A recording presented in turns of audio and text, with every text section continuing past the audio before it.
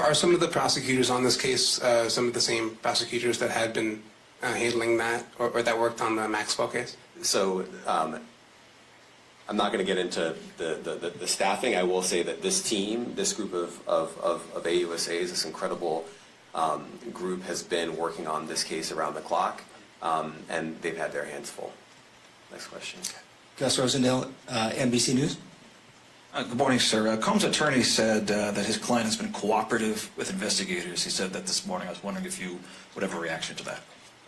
Let me just say this. I think that generally and with increasing frequency, the word cooperative or cooperating has taken on tremendous elasticity and it no longer really bears any relation to what the word means when we use it in a very specific context. So responding to lawful process and the like does not qualify as cooperation when we use that term here. Mike Sisak, AP. Thanks.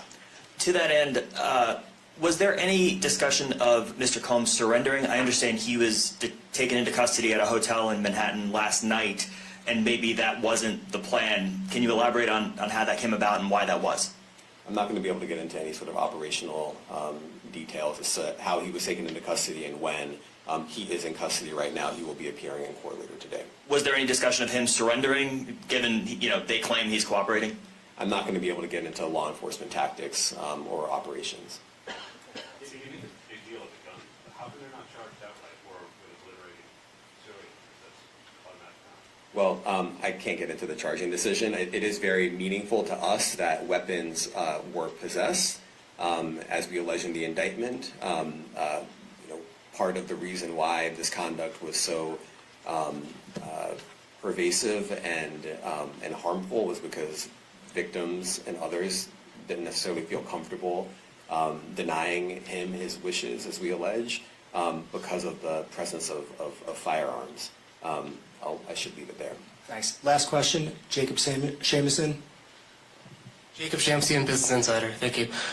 Given that he's the sole defendant in this case and that you allege he's part of a conspiracy that involves members of his companies, do you anticipate a superseding indictment that bring allegations against other members of his companies or other co-conspirators as well? Again, I can't take anything off the table. Anything is possible. Our investigation is very active and ongoing. And I think a lot of you who cover this office know that when we say such things, that developments are certainly foreseeable, but I cannot predict them sitting here today. All right, thank you, everyone. Thank you. What part of his business empire is exposed to forfeiture? Good morning, everyone. My name is Damian Williams, and I'm the U.S. Attorney here in the Southern District of New York. Today I'm announcing the unsealing of a 3-count indictment, charging Sean Combs with racketeering conspiracy, sex trafficking, interstate transportation for prostitution. The indictment alleges that between at least 2008 and the present, Combs abused, threatened, and coerced victims to fulfill his sexual desires, protect his reputation, and conceal his conduct.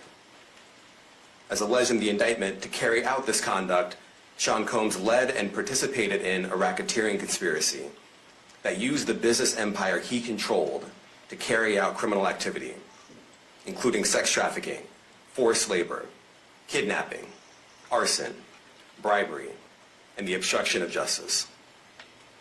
Let me say a little bit more about the charges. The indictment alleges that Combs abused and exploited women and other people for years, and in a variety of ways.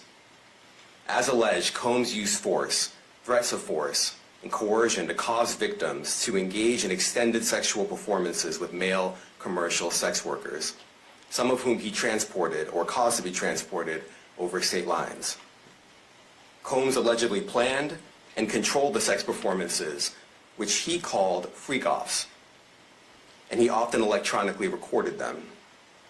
The freak-offs sometimes lasted days at a time, involved multiple commercial sex workers, and often involved a variety of narcotics, such as ketamine, ecstasy, and GHB, which Combs distributed to the victims to keep them obedient and compliant. As alleged, when Combs didn't get his way, he was violent, and he subjected victims to physical, emotional, and verbal abuse so that they would participate in the freak-offs, and that Combs hit, kicked, threw objects at, and dragged victims, at times by their hair. On one occasion in March of 2016, that conduct was captured on video and later reported in the media. Specifically, Combs kicked, dragged, and threw a vase at a victim in a Los Angeles hotel when the victim was attempting to flee. As alleged, these assaults often resulted in injuries to the victims, which took days or weeks to heal. In addition to the violence, the indictment alleges that Combs threatened and coerced victims to get them to participate in the freak-offs.